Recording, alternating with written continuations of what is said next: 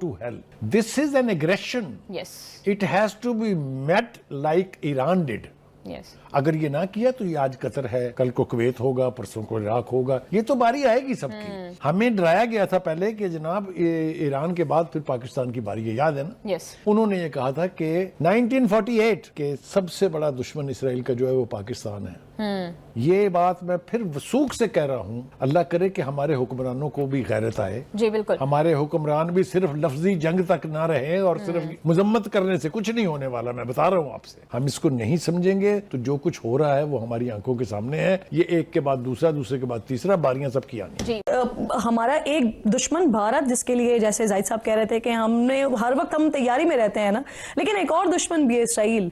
तो सर क्या उसके हवाले से हम हैं तैयारी में, क्योंकि वो हमसे कई गुना जो है वो दूरी पर है, फासले पर बैठा हुआ है, तो उसके लिए तैयारी है हमारी? इसराइल ने अरब वर्ल्ड को ये एक पैगाम दिया है कि वो किसी तौर के ऊपर जहां भी चाहेंगे वो अपनी मर्जी से स्ट्राइक कर सकते हैं, चाहे वो अमेरिका का कितना ही करीबी एलाई और क्लोज एलाई ना हो। तो ये एक बुनियादी तौर पे एक मैसेज के तौर के ऊपर भी कन्वे किया गया है तमाम अरब ममालिक को। और उसके साथ साथ ये सिर्फ एक फौजी कार्रवाई नहीं थी, बल्कि आलमी कवानीन, रियासती खुदमुख्तारी और सिफारती इक़दार के मुंह पर एक तमाचा थी। इजराइल ने कतर में हमला करके इस सिफारती मेज को ही उलट दिया है, यानी ये कह दिया है कि जी हम डिप्लोमेसी में बिलीव ही नहीं करते, हम बातचीत में, मुज़ाकरात में बिलीव ही नहीं करते। तो ये हमला खित्ते के दूसरे ममालिक के लिए भी खुला पैगाम है, एक थ्रेट है कि अगर आप फलस्तीन की हिमायत करेंगे तो आप भी निशाने पर।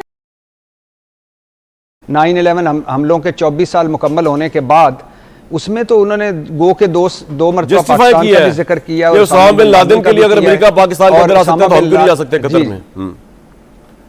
जी, उन्होंने उसामा बिन लादेन का भी जिक्र किया और कहा है कि जिस तरह अलकायदा का पीछे करते हुए अमेरिका उसामा बिन लादेन को उसने टारगेट किया था, हमने भी यहाँ टारगेट किया है इसी तरह हमास के रहनुमाओं का पीछा करते हुए। हालांकि वो ये सालसी और मुज़ाकरात और ये कतर की इंकशाफ हुआ है, बल्कि दावा हुआ है इसराइली ओहदेदार की तरफ से कि इस हमले की ना सिर्फ अमेरिका को पेशगी इत्तला थी, बल्कि अमेरिका ने इस हमले के लिए मदद भी की। वहां पे अमेरिकन बेसिस हैं और अपने अलाइज पे हमला करवाया अमेरिका बहादुर ने। इसमें क्या सबक पहना है हमारे लिए? आज के हमले के बाद इसराइल तो इस बात का एलानिया तौर पर इतराफ कर रहा है कि अब तो वो किसी मुल्क को नहीं छोड़ेगा, किसी भी मुसलमान मुल्क को। तो बुखारी साहब, अब तो ये इन कंट्रीज का, अरब ममालिक की कंट्रीज का पाकिस्तान ने न सिर्फ कंडेम किया बल्कि इसराइल के हमले के बाद वहां जाके, जिस तरह हमने ईरान के ऊपर किया था, यही हमने कतर के साथ किया है कि ये सॉलिडारिटी इस्लामी ब्लॉक की, आप इसको छोड़ दें कि ओआईसी क्या करेगी या मोहम्मद बिन सलमान कल परसों में ये सारे वज़ीर ख़ारजा मिल रहे हैं, वो क्या फ़ैसले करेंगे, ज़रूर करने चाहिए। जिनके बारे में मंसूर जाफ़र साहब भी कह रहे थे कि फ़िज़ाई पाबंदी लगाएं, कुछ भी करें, वो कर सकते हैं तो करें।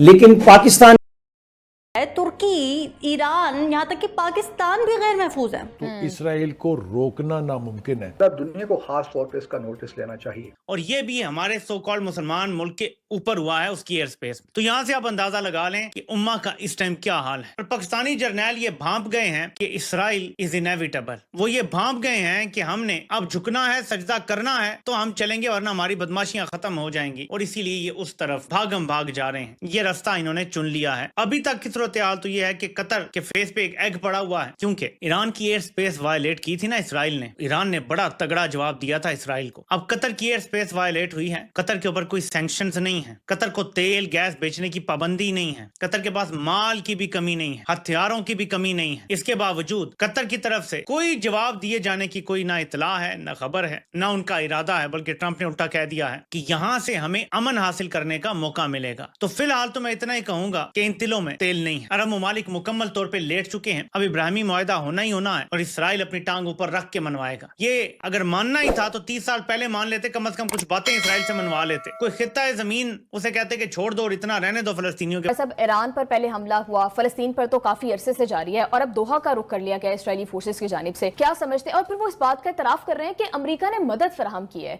इस सिचुएशन को आप किस तरफ जाता देख रहे हैं? नेतन्याहू के साथ साथ ट्रंप भी उतना ही बड़ा मुजरिम है जिसने ये इंसानियत सोज, यानी जो जिसको कहते हैं नस्ल कुशी का जो अमल वहाँ जारी रखे हुए है, उसमें अमेरिका बराबर का शरीक है। मैंने जब ईरान पर हमला किया था इसराइल ने, तो कहा था कि अब बाकी मुल्क भी अपनी खैर मनाएं। और नेतन्याहू साहब को शायद ये भूल गए हैं कि पाकिस्तान कतर नहीं है और इसराइल अमेरिका नहीं है। वैसे 10 मई का जो मार्का हक है या बुनियानुल मरसूस है ऑपरेशन, اس میں وہ اپنے دوست نریندر مودی سے پوچھ سکتے ہیں کہ رافیل طیاروں کا کیا ہوا, S-400 کا کیا ہوا, اور آپ کے ڈرونز کا کیا ہوا, اسرائیلی ڈرونز کا. ٹھیک ہے. تو ظاہر ہے نہتے لوگوں کو مارنا کوئی مردانگی نہیں ہے, مگر اب جو ہے بات وہاں پہنچی ہے جہاں ان لوگوں کو اکٹھا ہونا پڑے گا. ٹرمپ صاحب اور اسرائیل گڈ کپ بیڈ کپ کھیل رہے ہیں, ان کو سمجھانا پڑے گا, بات آگے لے جانا پڑے گی. باقی آپ کی بات ٹھیک ہے کہ کرنا ہونا وانا کچھ نہیں, ظاہر ہے اسرائیل سے نہیں لڑ سکتے یہ, لیکن